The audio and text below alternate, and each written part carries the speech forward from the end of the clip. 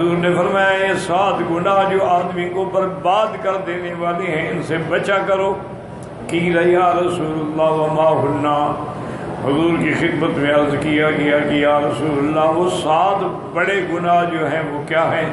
قال الشرک باللہ، سب سے پہلے اللہ کے ساتھ شریک کرنا، والسحر، جادو کرنا یا کرانا، وقتل النفس التي حرم اللہ الا بالحق، کسی انسان کو ناحق قتل کرنا، واکل الربا، سود کھانا، واکل مال الیتیم، یتیموں کا مال کھانا، والتولی یوم الزحف، اور قتال والے دن پشت دکھا کے بھاگنا، وقذف المحصنات الغافلات المؤمنات، پاک بیویوں پہ نعوذ باللہ زنا کی تہمت لگانا.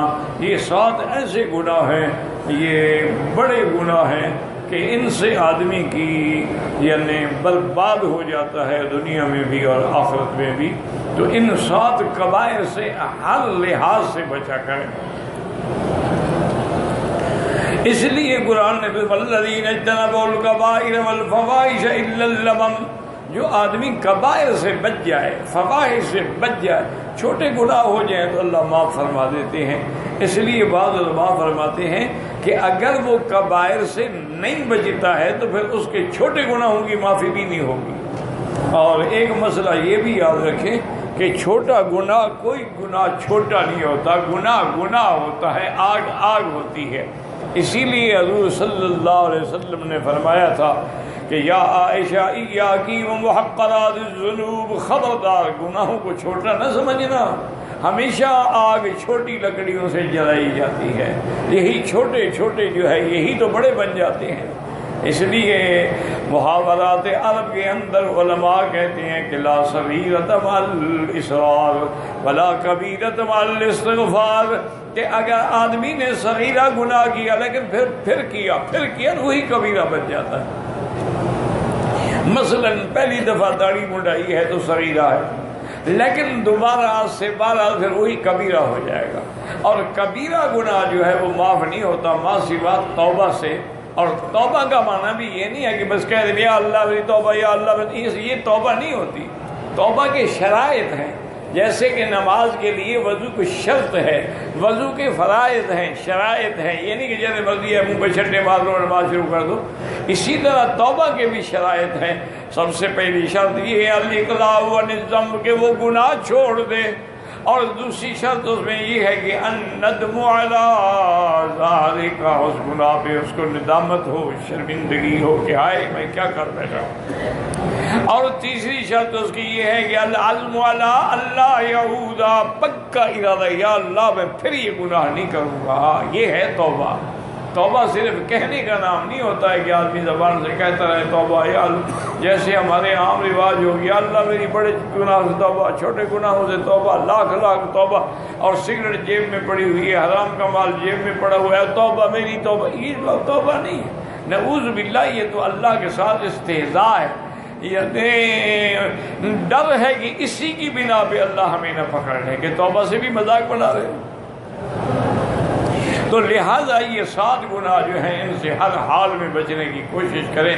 کہ الشرک باللہ، شرک ہے، جادو ہے، جادو کا کرنا، سیکھنا، سکھانا. حتیٰ کہ ایک حدیث میں ہے کہ من تسحر فقد کفر، جو آدمی جادو کرتا ہے یا کراتا ہے، سیکھتا ہے یا سکھاتا ہے، تحقیق وہ کافر ہو گیا ہے. یعنی اتنا بڑا جرم ہے سحر جو ہے. اور اس کے بعد حضور صلی اللہ علیہ وسلم نے اکل الربا، سود کھانا.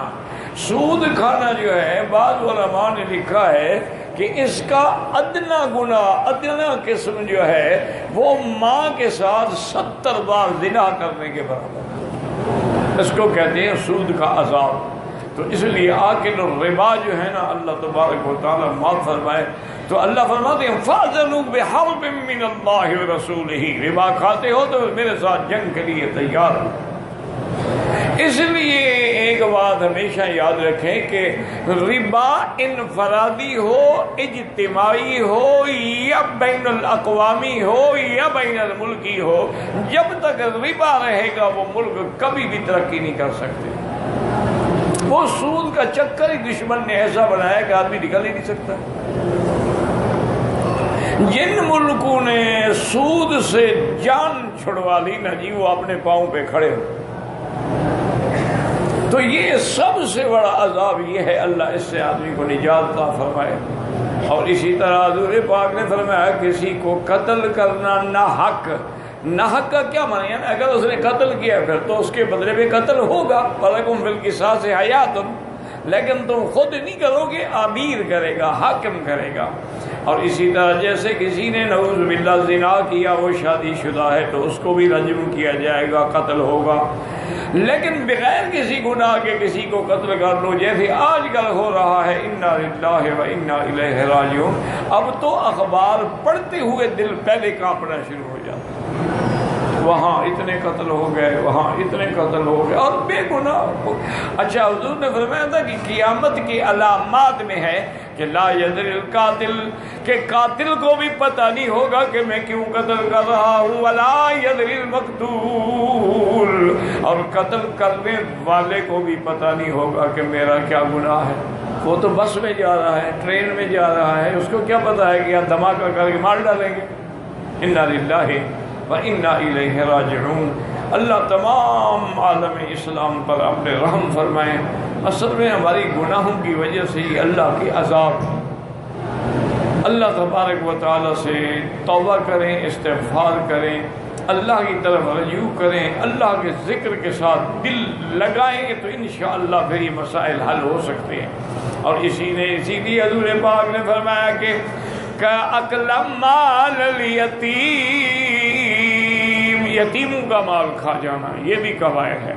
اس کو قرآن دوسری کا کہتا ہے ان الذین یاکلون اموال الیتامی ظلما، جو لوگ یتیموں کا مال ناجائز طریقے سے ظلم کر کے کھاتے ہیں، وہ دراصل مال نہیں بلکہ جہنم کے انگارے کھا رہے ہیں، اور اپنا پیٹ جو ہے وہ انگاروں سے بھر رہے ہیں۔ یہ جاہلیت میں ایک رواج تھا اسلام سے پہلے کہ اگر یتیم ہے، مثلا یتیم لڑکی ہے، خوبصورت ہے، فوراً اسے شادی کر دیتے، نہ اس کا حق المال ہے، نہ اس کے کوئی حقوق ہیں، نہ نان ہے، اوکے یتیم لڑکی بول نہیں سکتی، کہاں جائے۔ اسی طریقے سے یتیموں کے مال پہ بھی قبضہ کر رہے، ان کے مال پہ بھی قبضہ کہ یتیم، اچھا اگر یتیم لڑکا ہے اسے کام کروا، سارے گھر کا کام وہ یتیم کریں گے، ان کے اپنے اولاد جو ہے وہ بیٹھی رہے گی، تو یہ بھی ظلم ہے۔ تو اس لیے حضور پاک صلی اللہ علیہ وسلم فرماتے ہیں کہ ایک حدیث میں ہے کہ سب سے بہتر گھر وہ ہے جس میں یتیم ہو اور اس کے ساتھ اچھا سلوک کیا جاتا ہو، اپنے بچوں کی طرح رکھے، اسی طرح کپڑے، اسی طرح لباس، اسی طرح کھانا پینا، اور سب سے اچھا گھر ہے۔ اور فرمایا سب سے برا گھر یہ ہے کہ جس کے گھر میں یتیم ہو اور اس سے برا سلوک کرے۔ اسی طرح ایک حدیث میں یہ بھی آیا ہے کہ کسی نے اگر یتیم کو تھپڑ مارا ہے، رلایا ہے، اللہ تعالیٰ غیر غضب میں آتے ہیں، فرمایا اچھا جس کے والدین کو میں نے لے لیا، موت آ گئی اور یہ اس کو دکھلا رہا ہے، میں اس سے انتقام لوں گا۔ اور اسی طرح یہ بھی فرمایا کہ جو بندہ یتیموں کے حسر پہ ہاتھ رکھتا ہے، ان کو عید کے دن کوئی کپڑے، کوئی لباس، کوئی خوشی پہنچاتا ہے، اللہ فرماتے ہیں جس نے یتیم کو راضی کیا میں اس پہ راضی ہو گیا ہوں۔ اور حضور نے فرمایا انا وکافل الیتیم فی الجنہ، میں اور یتیموں کی نگرانی کرنے والا جنت میں ایسے اکٹھے ہوں گے، یعنی اس کا مرتبہ میرے قریب ہوگا، درجہ میرے قریب ہوگا۔ وجہ کیا ہے کہ میرا مدنی بھی تو یتیم ہے۔ جب یتیموں پر رحم کرو تو خیال کیا کرو کہ ہمارے آقا بھی یتیم ہے۔ الم یجدک یتیما فآویٰ ووجدک ضالا فہدیٰ۔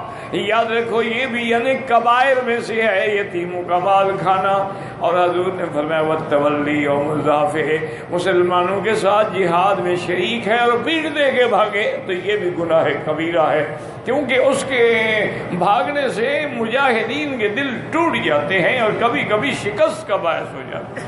اور اسی طرح القذف المحصنات الغافلات المؤمنات، وہ عورتیں جو ایمان والی ہیں، جو گناہوں سے پاک ہیں، ان پہ تہمت لگانا یہ بھی کبیرہ گناہوں سے ہے، اور اس کی سزا بھی ہے کہ 80 کوڑا، یا تو گواہ لائے ورنہ 80 کوڑے اس پہ مارے جائیں گے۔